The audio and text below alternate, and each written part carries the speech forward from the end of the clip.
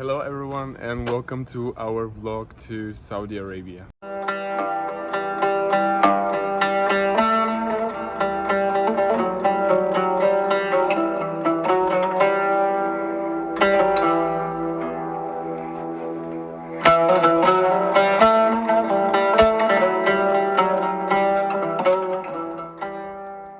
Now we're having traditional Saudi breakfast. On my right hand side we have shakshuka with eggs, some fries. And this here is the full with onions, you can see.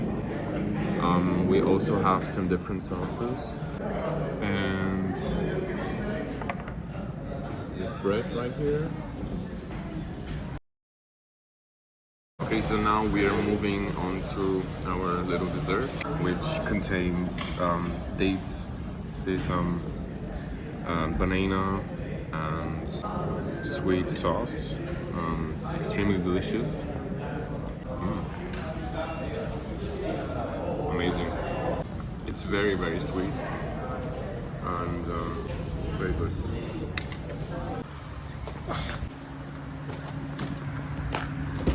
Our trip actually started in Cyprus a few days ago, and afterwards we flew over to Jeddah here in Saudi Arabia, and we managed to visit the old town, had a chance to see how they prepare food. One of the best things were that we were able to pick up fish. So seafood is very popular here. It was actually not too expensive. I think it was about 10 euros for 2 persons, which is very, very affordable in my opinion. It was very, very hot actually. Even in the morning it's like almost 30 degrees and it's absolutely unbearable. You definitely have to have air conditioning. We are heading towards our next stop, which is going to be Medina.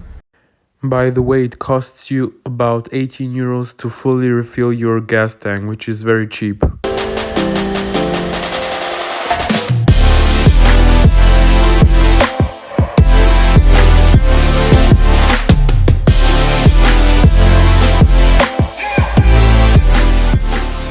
Let's talk about the traffic in Saudi Arabia and just driving in general.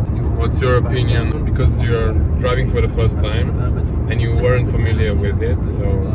Driving is like automatically done, so you don't need to do anything, and the car drives straightforward. So you don't need to do anything. Drives and drives. So be careful when you drive in the city because the traffic is really very bad and drivers very aggressive. And there are many cars in big cities like Jeddah and probably also in Riyadh. So is there a speed limit? You need to learn some numbers in Arabic because most of the speed limits are written in Arabic. If it is 100, it is easy to read because 100 writes exactly almost the same as in the traditional Arabic number, you know. In Saudi Arabia, they don't use Arabic numbers. I think in general, on the highway, you cannot drive faster than 120. And there are a lot of speed cameras I really observed. Like you have to be very, very careful because this is not Europe, and yeah, it could get really extreme, especially on the roads. So yeah, that's our personal opinion.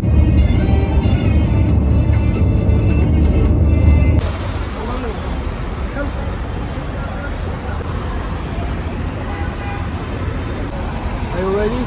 Alright, so we have made it to Medina, guys, here with Jason.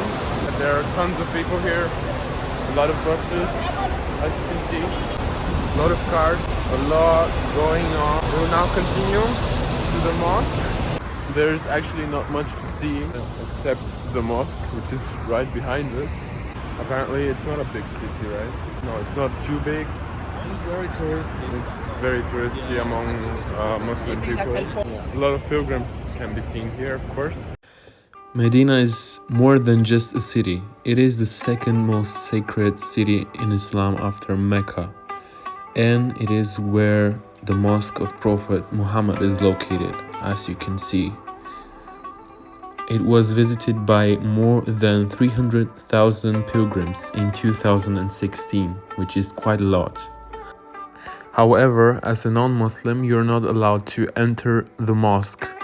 You can only marvel its beauty from the outside. Alright guys, so we have just taken our order from Al-Bayt, which is a very famous restaurant here in Saudi Arabia. And now we're gonna show you 25, which is approximately €6. €6 for 2 persons. Yeah. So there's a falafel sandwich, Pepsi, and some fries with chicken. Yeah, so you'll like it. We're now going back to our car, heading towards Al-Ula, which is 400 kilometers. 360 kilometers away from here, 4 hours driving. I think we'll have to... It's going to be quite dark since sunset is about 5:30 or 6 o'clock. Now we'll teach you how to cross the road here in Medina. It's a secret, don't tell anyone else. Just go. The secret is you, just go. You go and every car stops for you. I think our car must be still there, right?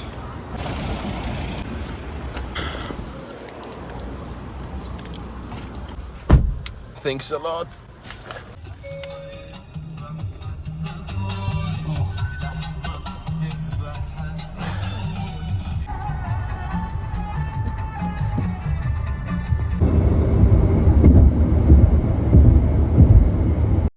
Just a little update. We have finally reached Elephant Rock, which is right behind us. The feeling is absolutely undescribable. We are now having our dinner, sweet potatoes and burgers. You can see behind me several big rocks, and on this side as well.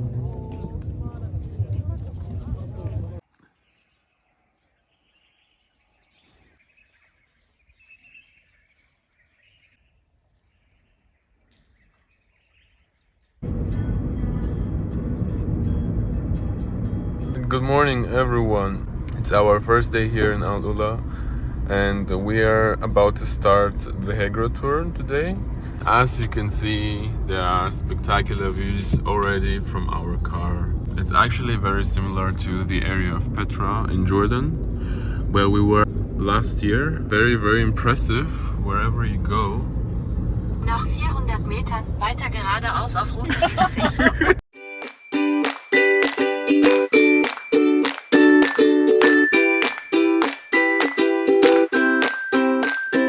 So tell me your opinion. So we're traveling with a group of Indonesia females. Yeah. Maybe 2 males that are almost female. And they like taking photos. So we do not have any chance to take any photo without people. So, yeah, unfortunately, but yeah. It should be fine.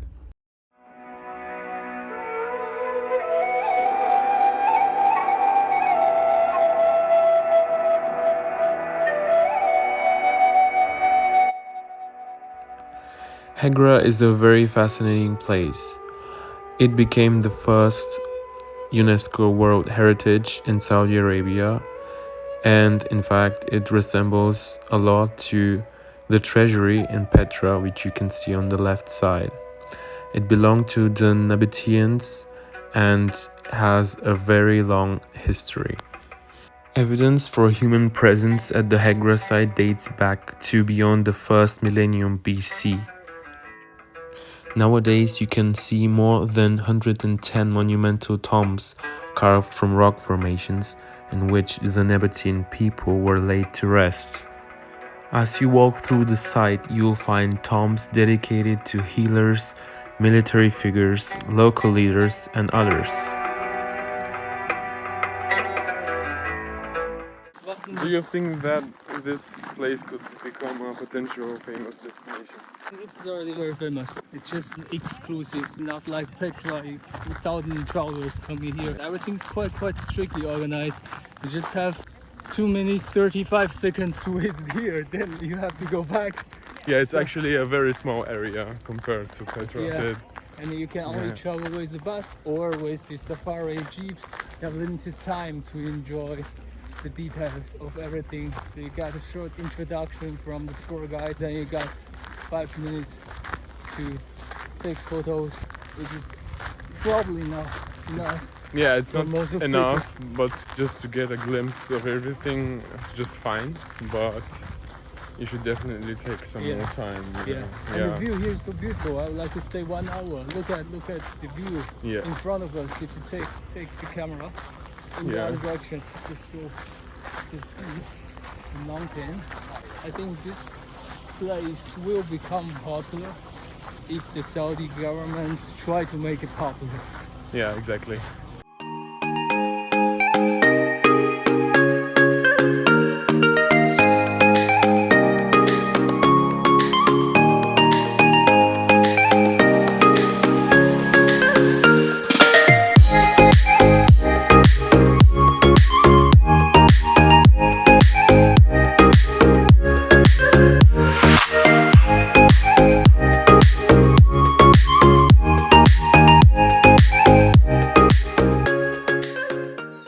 I've just eaten at the Mariah Social Restaurant, so you can either sit here outside or stay inside. Inside is much better and air conditioned as well. You also get to see these incredible views from the rooftop.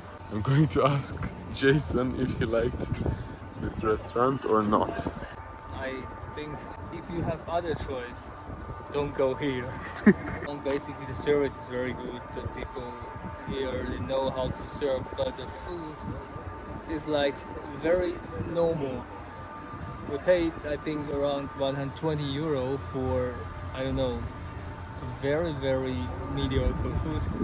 And for this food is not bad, but it could be better. It's not that worth it. It was just fine. I mean, it was quite tasty, but there are definitely better restaurants. Yeah.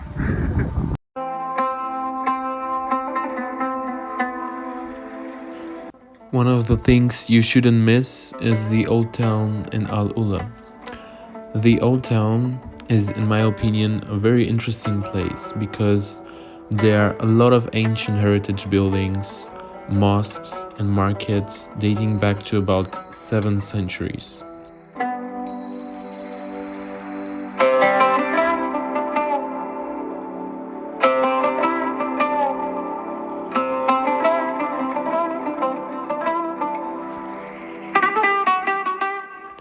I hope you liked this video, and if you did, just give a thumbs up and see you in the next vlog.